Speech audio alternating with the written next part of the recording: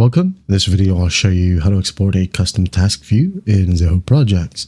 As the first step, go ahead and go to your projects right here. Select a specific project, for example, this one. Just click on Access. Now what we'll do is just go ahead over to the Task tab. Filter this out. Use this funnel icon. Click on Filter and filter it out by status if you want to. Okay, for example, we have here Status Open. Now click on Find.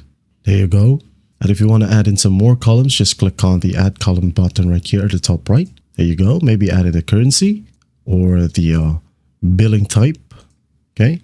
Or even associated team, something like that. And just click on Add. There you go. And once you're happy with that, you can now go ahead and export it. Now, if you like this view, by the way, you can go ahead and set this one as your default task view, okay? Now to do that, just go to the top left. Here we have under the three dots, okay, just hover over it, go three dots and click on set as default view for all users. So set as default right here, and once that's done, it says here default view updated. You can now then go ahead and export it if you want to export the task. There you go. Add in more columns if you want to, like the comments, description, or all.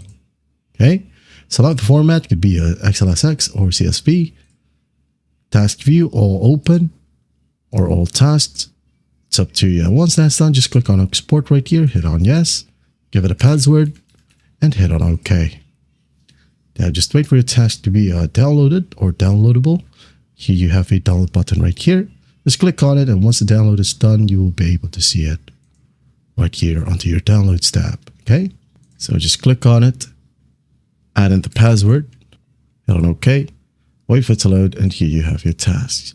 I hope this video helps, and I'll see you in the next one.